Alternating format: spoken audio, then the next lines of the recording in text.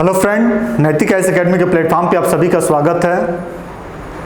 TGT PGT net JRF की जो हमारी क्लास चल रही थी उसमें यूनिट फर्स्ट को समाप्त करने के बाद यूनिट 2 में स्वतंत्रता के क्लास को हमने प्रारंभ किया था और कुछ तकनीकी और कामों में व्यस्तता के कारण क्लास आपका कंटिन्यू नहीं हो पाया था। अब आपका क्लास जो है कंटिन्यू हो जाएगा। तो यूनिट 2 में स्वतंत्रता को हम लोग पढ़े थे। स्वतंत्रता की क्या अर्थ है, स्वतंत्रता की क्या परिभाषाएं हैं, इसको पढ़ने के बाद अब हम लोगों को ये पढ़ना है कि स्वतंत्रता के संदर्भ में जो विभिन्न राजनीतिक विचारक हैं उन विचारकों के क्या क्या विचार रहे हैं स्वतंत्रता के संदर्भ में, उसी को हम लोगों को पढ़ना है। स्वतंत्रता एक ऐसी अवधारणा है जो बोलचाल की भाषा में इसका बहुतायत रूप से प्रयोग भी होता है, लेकिन राजनीतिक दृष्टि से स्वतंत्रता का जो मूल्य है वह अन्य प्रकार की अवधारणाओं की तुलना में ज़्यादा महत्वपूर्ण है। और परीक्षाओं में भी यदि प्रश्नों की संख्याओं को देखा जाए तो स्वतंत्रता के टॉपिक से स्टेटमेंट और विचारकों के विचारों की जो अवधारणा और संकल्पना है या कॉन्सेप्ट जो है वह इससे बनता है। तो ये टॉपिक काफ़ी महत्वपूर्ण है परीक्षाओं के दृष्टि से, और हमारे जीवन में भी स्वतंत्रता का क्या विशेष अर्थ है इस चीज़ को जान लेना भी बहुत एक महत्वपूर्ण बात है। तो आइए हम लोग देखते हैं कि स्वतंत्रता के संदर्भ में विभिन्न राजनीतिक विचारकों ने क्या क्या अपने विचार दिए हैं, उसको एक एक करके पढ़ा जाए। तो सबसे पहले स्वतंत्रता, इस स्वतंत्रता को दो अवधारणाओं में हम लोगों को पढ़ना है।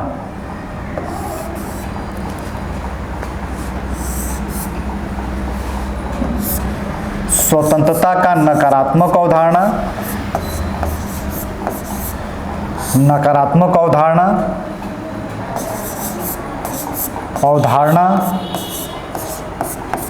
और दूसरा है सकारात्मक अवधारणा। सकारात्मक अवधारणा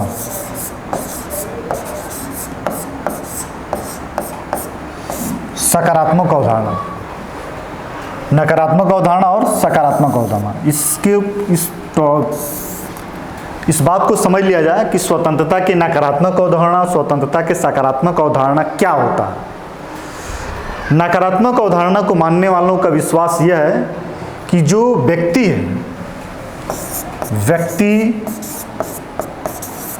और राज्य, इसी के संदर्भ में हम लोग इनके व्यक्ति का राज्य के साथ, राज्य का व्यक्ति के साथ कैसा संबंध है, इस संबंधों की व्याख्या हम नकारात्मक अवधारणा और सकारात्मक अवधारणा के संदर्भ में करेंगे। यदि व्यक्ति का राज्य पे, व्यक्ति के व्यवहार पे राज्य का नियंत्रण ज़्यादा है या उस पर प्रतिबंध है तो यह सकारात्मक अवधारणा की श्रेणी में चला जाएगा। और यदि व्यक्ति के जीवन पे राज्य का प्रतिबंध नहीं है, राज्य का नियंत्रण नहीं है, तो यह नकारात्मक अवधारणा में आएगा। नकारात्मक अवधारणा का मतलब यह है कि राज्य को मना करना, राज्य किसी प्रकार का कोई प्रतिबंध न लगाए। न लगाने का मतलब है नकारात्मक अवधारणा। तो कुछ विचारकों का यह मानना है कि जो स्वतंत्रता है वह है प्रतिबंधों का अभाव और मनुष्यों को अपने इच्छा के अनुसार मनमानी कार्य करने की आज़ादी। ये दो संकल्पनाओं पर विचार करने वाले जो विचारक हैं उनको नकारात्मक अवधारणा की श्रेणी में रखा जाता है। और इस नकारात्मक या सकारात्मक अवधारणा को व्यक्ति और राज्य के परस्पर संबंधों के संदर्भ में ही जानना है। यदि व्यक्ति पर राज्य का नियंत्रण है, प्रतिबंध है, तो वह सकारात्मक अवधारणा की श्रेणी में चला जाएगा। यदि व्यक्ति पर राज्य के प्रतिबंधों का अभाव माना जाए, व्यक्ति को जो मनचाहा करना चाह रहा वह कर ले, उसको नकारात्मक अवधारणा की श्रेणी में रखा जाएगा। तो यही जो है स्वतंत्रता की नकारात्मक और सकारात्मक अवधारणा का मूल कॉन्सेप्ट है। इसके बाद हम लोग को ये जानना है कि इस नकारात्मक अवधारणा में और सकारात्मक अवधारणा की श्रेणी में कौन कौन से विचारक आते हैं। तो नकारात्मक अवधारणा की श्रेणी में जो परंपरागत विचारक, ऐसे नाम तो बहुत हैं, जॉन स्टुअर्ट मिल का है, लॉक का है, ये सारे लोग जो व्यक्ति को ये मानते हैं कि जो व्यक्ति अपने अधिकार को लेकर आया है, राज्य के द्वारा उनको अधिकार नहीं मिला हुआ है, ये सारे विचारक जो है नकारात्मक अवधारणा में आएंगे और वह व्यक्ति के जीवन पर राज्य के हस्तक्षेप को इनकार करेंगे। तो हम लोग परंपरागत विचारक और नवीन विचारकों को लेकर चलेंगे। तो बहुत सारे विचारक हैं, लेकिन हमको परंपरागत विचारक में एक और नवीन विचारकों में थोड़ा सा ज़्यादा संख्या को लेकर चलना है। तो इसमें यह देखा जाए कि जो नकारात्मक अवधारणा है, इसको मानने वाले जो परंपरागत विचारक हैं, वह है परंपरागत विचारक। परंपरागत विचारक में जॉन स्टुअर्ट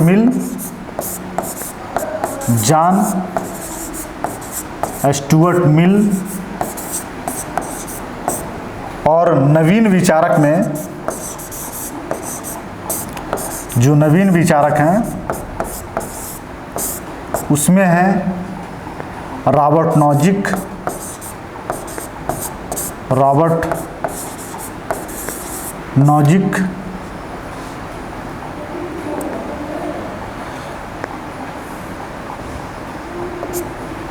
अच्छा इसमें इसका भी नाम लॉस्की का भी,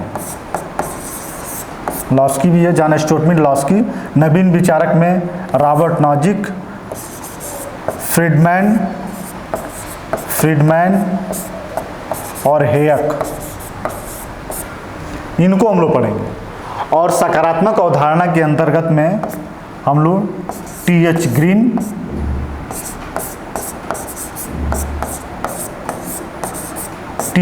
को पढ़ेंगे, इसी को विचारक को हम लोग पढ़ेंगे।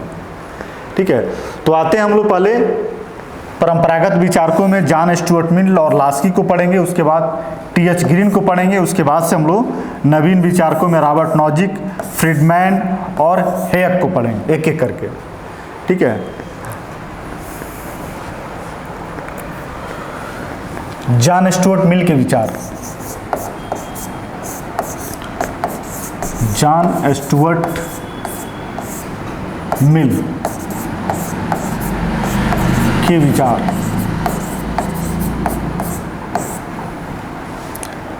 ऑन लिबर्टी,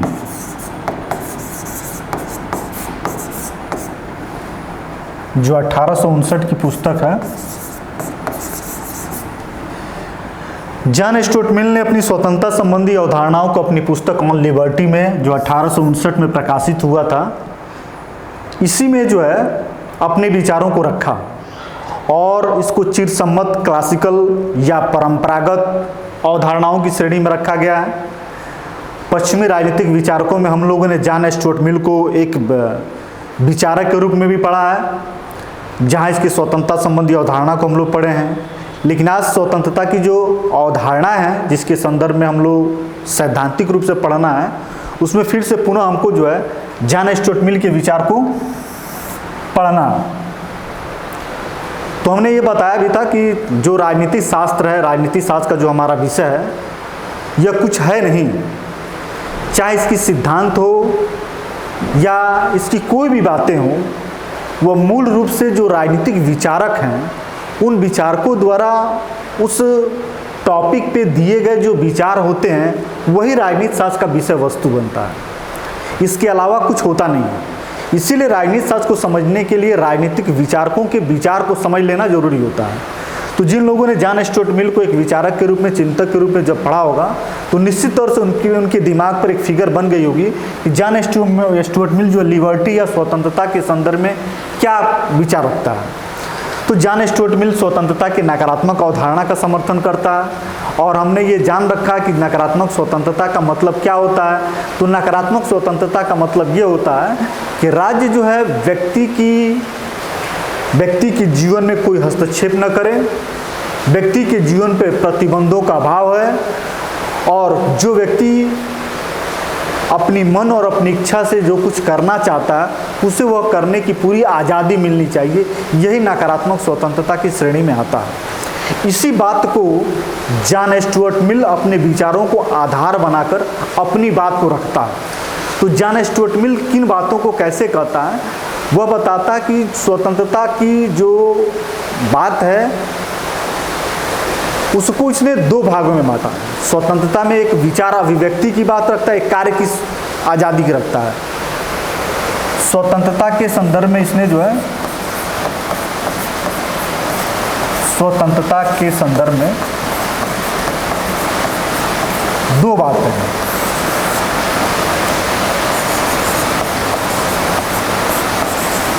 कार्य की स्वतंत्रता और विचार अभिव्यक्ति की स्वतंत्रता।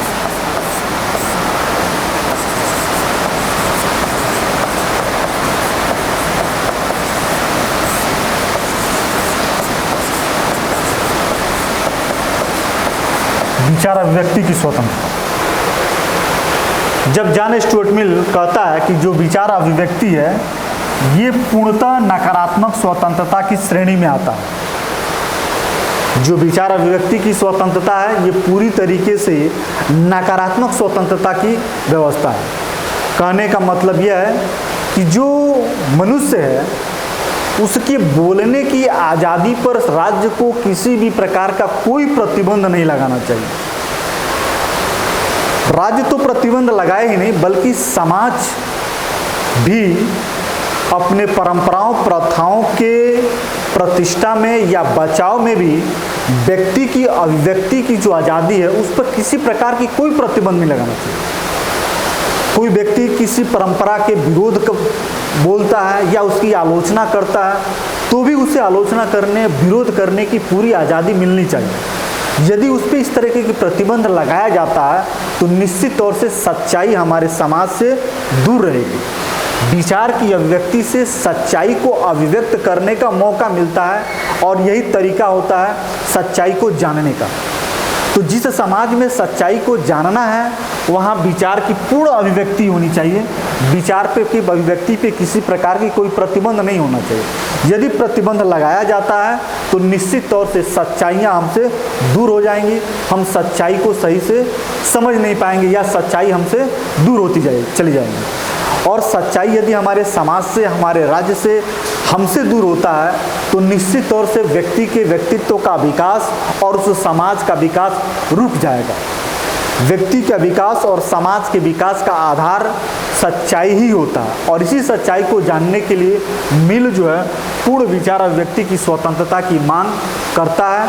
और यहाँ तक यह भी कहता है कि जो पागल हैं, बक्सी हैं, तमाम तरह की बुराइयों से ग्रसित लोग हैं उनको भी बोलने की आज़ादी मिलनी चाहिए।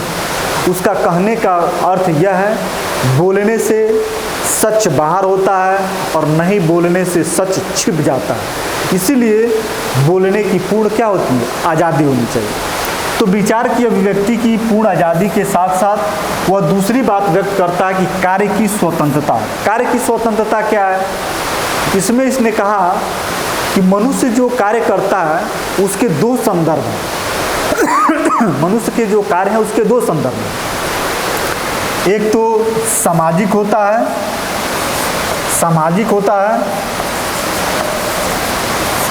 और दूसरा होता है व्यक्तिगत। ठीक है। तो उसने कार्य की स्वतंत्रता को सामाजिक संदर्भ में परविषयक लिया और व्यक्तिगत जो संदर्भ में कार्य है उसको स्वविषयक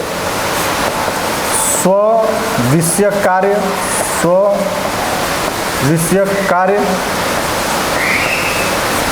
और जो सामाजिक संदर्भ में है वह है परविषयक कार्य। मनुष्य के जो कार्य होते हैं, कार्य की जो संदर्भ होते हैं, या तो वह कार्य समाज से जुड़ा होगा या न तो उसके व्यक्तिगत जीवन से जुड़ा होगा।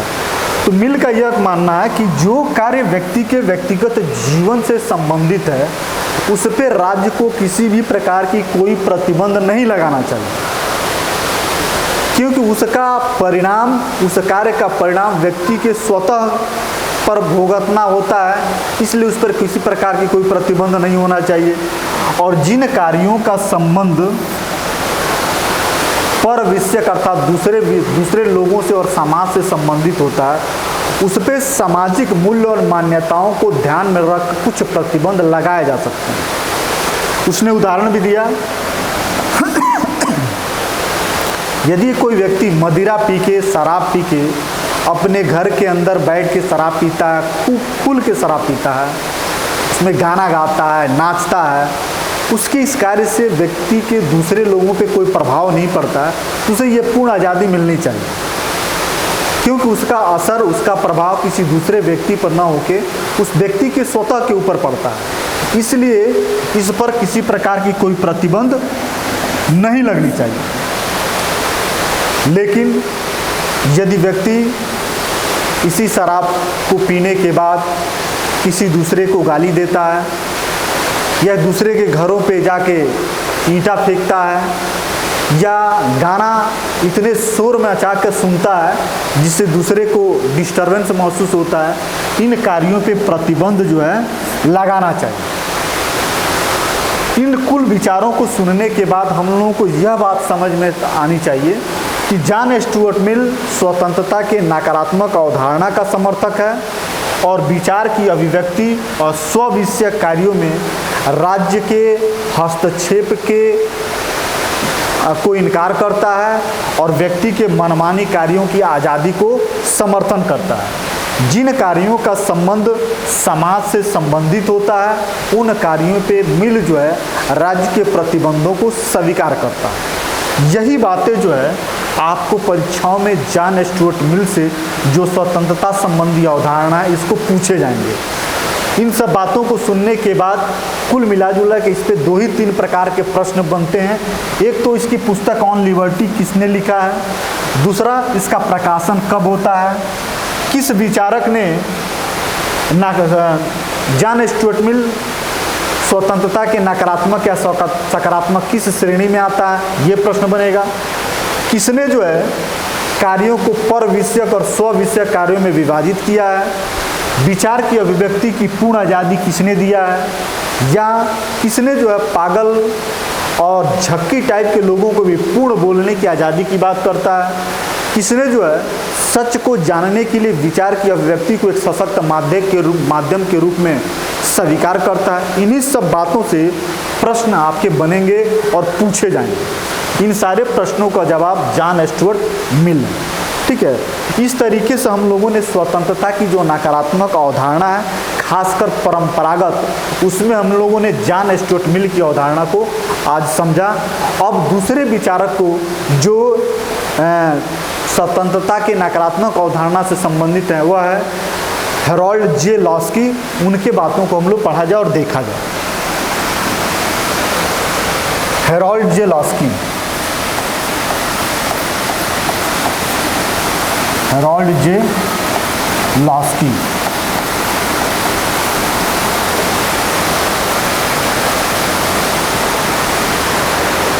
हेरोल्ड जे लॉस्की जो है अपने विचारों की अपने महत्वपूर्ण पुस्तकों में लिखा है।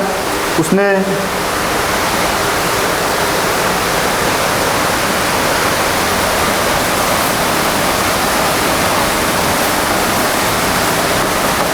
Authority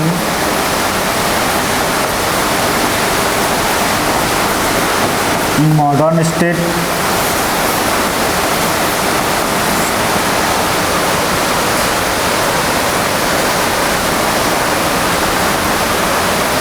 authority in modern state, liberty in modern state. चलिए, हेरोल्ड जे लॉस्की को हम लोग अगले वीडियो में पढ़ा जाएगा। काफ़ी समय के बाद आज क्लास जो स्टार्ट हुआ है, इसको बहुत छोटे में ही रहने देते हैं ताकि जो हमारा टूटा हुआ लय है ये फिर से रीस्टोर हो जाए और प्रारंभ हो जाए। आज क्लास प्रारंभ हो गया, आप लगातार क्लास चलता ही रहेगा, ऐसा विश्वास है। बीच में कोई डिस्टर्ब ना आए तो, क्योंकि काफ़ी दिनों के बाद क्लास स्टार्ट हुआ तो बहुत लंबा क्लास देना थोड़ा सा ठीक नहीं लग रहा है। इसलिए जब इस क्लास को यहीं बंद कर दे रहे हैं और आगे फिर से जो हम लोग लॉस्की को, ग्रीन को, ये सब आगे हम लोग पढ़ते रहेंगे।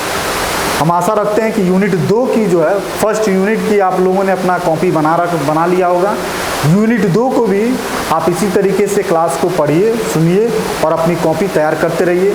भले ही बीच में 2 महीना 1 महीना क्लास आपका डिस्टर्ब हुआ है, लेकिन हम नेट जेआरएफ की जितनी 10 यूनिट है उसको यूट्यूब पे पूरा हम पढ़ाएंगे ही पढ़ाएंगे, चाहे समय थोड़ा सा ज़्यादा ही लगे, क्योंकि पहली बार हम लोग जो है नेट जेआरएफ का क्लास को पढ़ा रहे हैं, तो थोड़ी सी अध्ययन सामग्री को इकट्ठा करने में भी और क्योंकि को इकट्ठा करने में और पढ़ाने में और बीच बीच में कुछ काम आ जाने के कारण रुक जा रहा है, लेकिन ये क्लास चलेगा निश्चित तौर से, पूरा का पूरा क्लास हम पढ़ाएंगे, ठीक है। और आशा रखें आप लोग हमारे साथ जुड़े रहेंगे, पढ़ेंगे, धैर्य बना कर रखेंगे तो आपको ज़रूर क्लास पूरी की पूरी मिलेगी। धैर्य अपना मत छोड़िएगा, ज़रूर विश्वास रखिएगा, मिलेगा क्लास। धन्यवाद।